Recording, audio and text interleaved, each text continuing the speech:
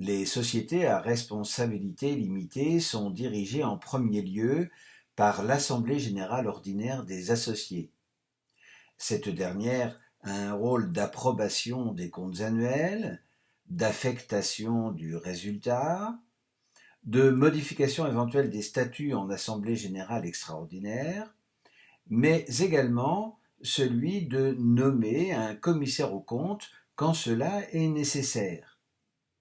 Ce dernier est en charge de procéder à des audits de la société anonyme en vérifiant que les comptes de l'entreprise répondent aux normes en vigueur et sont sincères, en certifiant que les procédures de convocation et de vote dans les assemblées ont bien respecté les règles légales ou statutaires et ont protégé les droits des associés, et en alertant éventuellement les autorités judiciaires en cas d'irrégularité constatée. Et pour gérer l'entreprise, l'Assemblée générale va nommer un ou plusieurs gérants, qu'il va pouvoir même révoquer. Gérants associés ou non qui vont disposer des pouvoirs les plus étendus pour agir au nom de la société dans la limite de leur objet social et qui vont représenter la société aux yeux des tiers.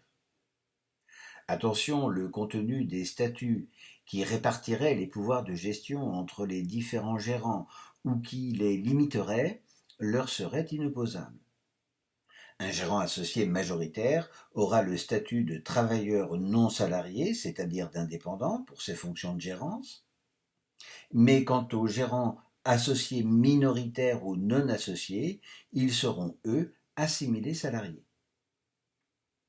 La société par action simplifiée, la SAS, peut également opter pour ce type d'organisation, avec un président assimilé salarié. Et la désignation d'un commissaire aux comptes suivra le dépassement des mêmes seuils. La société anonyme à conseil d'administration est la forme de SA la plus répandue de nos jours. On y retrouve l'Assemblée générale des associés dans son rôle habituel, qui va nommer un commissaire aux comptes si les seuils sont dépassés, mais qui va nommer et contrôler, en ayant un pouvoir de révocation, un conseil d'administration de 3 à 18 membres, associés ou non, qui désignera en son sein un président qui animera les réunions du conseil chargé de gérer la SA en décidant de sa stratégie. Ce conseil désignera un directeur général qui représentera la SA aux yeux des tiers et gérera la société au jour le jour. Cette dernière fonction est séparable de celle de président de conseil d'administration, bien que le cumul des deux soit fréquent. Tous deux sont assimilés salariés pour leurs fonctions. Quant aux administrateurs, ils reçoivent une gratification annuelle pour une part et proportionnelle à leur assiduité d'autre part, que l'on appelle jeton de présence, et ne sont donc pas à ce titre une rémunération proprement dite, mais des revenus de capitaux mobiliers. Notons enfin que les SAS peuvent également être gérés sur ce modèle. La société anonyme à directoire et conseil de surveillance a pour but de séparer clairement les fonctions de contrôle, assurées par un conseil de surveillance calqué sur le modèle du conseil d'administration avec à sa tête un président, et celui de direction assuré par un collège de 2 à 5 membres que le conseil de surveillance va désigner parmi les associés ou non. Ce directoire assure une gestion quotidienne et collégiale de la société et remet à ce titre au moins une fois par trimestre un rapport de gestion au conseil de surveillance.